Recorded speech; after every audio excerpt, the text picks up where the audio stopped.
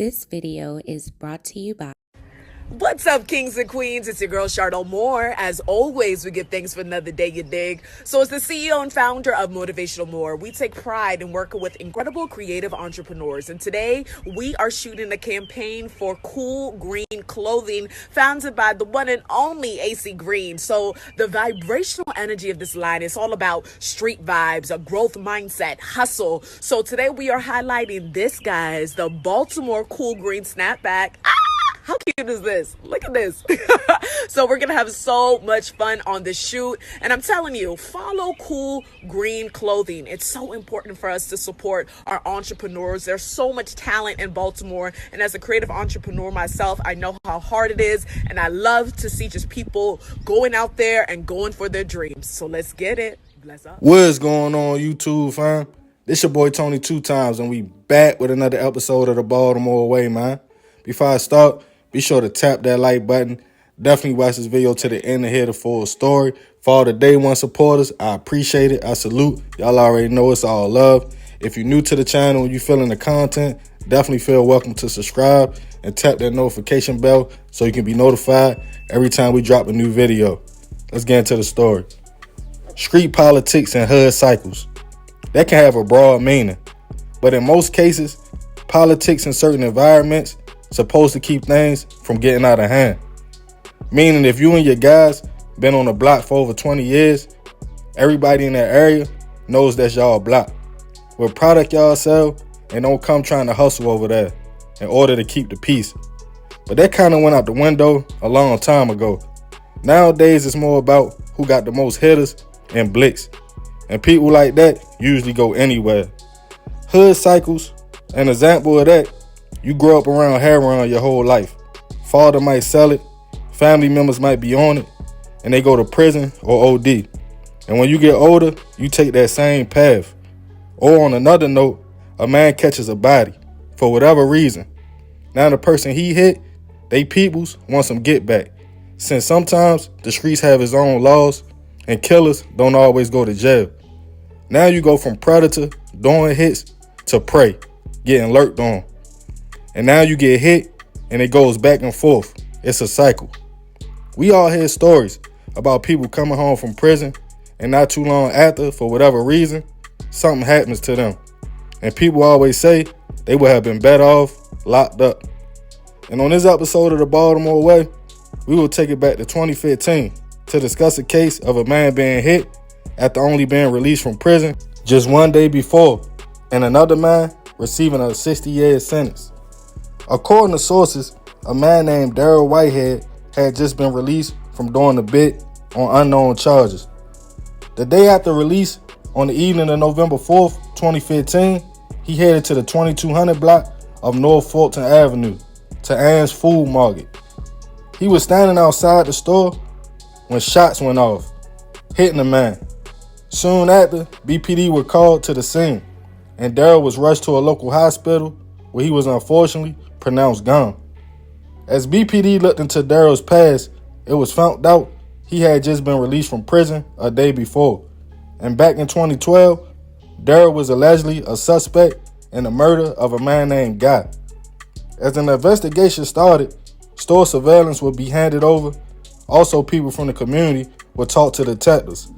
Some information was given that led to them looking at a man named Glenn Banks and two of his associates, a man we will call Ant and another man named JD. Ant was said to be Guy's nephew, the man who Daryl was accused of hitting, and allegedly the three men, Ant, Glenn, and JD, were all cool. But the information was all hearsay. BPD were on patrol the next morning, not too far from the scene of the incident, when a man named Rob was jammed up for selling heroin. He was taken to the homicide unit to be interviewed and asked did he have any information about Daryl's murder. Rob confirmed he was on the 2200 block of Fulton Avenue when the hit took place and saw the whole thing. As BPD showed the man 3 separate photo arrays, he was in the station for over 4 hours. For the first 2 arrays, Rob passed through and didn't point nobody out. But in the third one, he identified a man as the alleged shooter, and it was Glenn. After that situation, 5 days later, on November 10th, surveillance came in from the store and was given to BPD. While the officer was in the precinct reviewing the footage, another officer who had worked 10 years in narcotics before going to homicide walked by the computer and stated, "Hey, I know that guy," referring to Glenn. The officer told other detectives he worked the same blocks Daryl was hit on and remembered Glenn from around the way. As the footage allegedly showed a man inside the store holding a blick in the doorway right before the shooting, and it was thought to be Glenn. With this information, on November 13th, 2015, a search warrant was issued for the home of Glenn. And as BPD searched, they allegedly found a Lacoste shirt that matched the same shirt the man had on in the video. Also a copy of an obituary for Guy, the man Daryl was accused of hitting on that same block and location on North Fulton in 2012.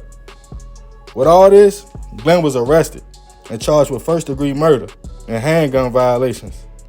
While awaiting trial, he and his attorney filed to get evidence suppressed from Rob pointing him out in the lineup, stating he was just trying to get out the situation and get out the possession with intent charge for being caught with the heroin. Also, they attempted to get the detectives' identification of Glenn suppressed as well, but the motions was denied. A jury eventually found Glenn guilty after a few different people took the stand, including Rob and also the officer. Rob's story would change as he was questioned and cross-examined.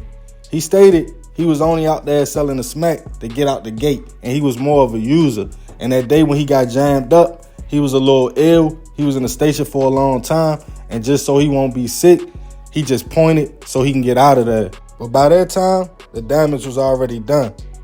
Glenn was acquitted of the first-degree murder charges, but found guilty on second-degree hit, and he was sentenced to 60 years in prison. Rest in peace to Guy and Daryl.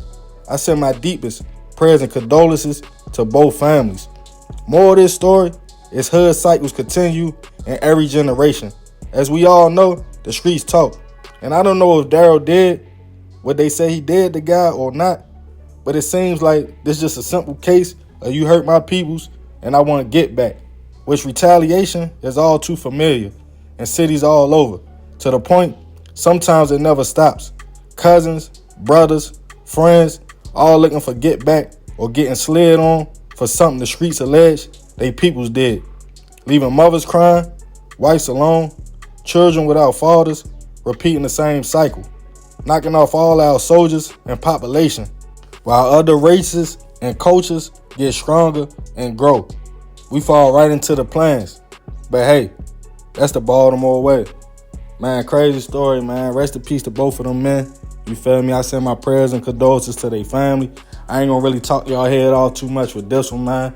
Leave it in the comments. I appreciate you if you made it to the end. Y'all already know it's all love, fam. This is another episode of the Baltimore Way. This your boy Tony 2 times. I'm out.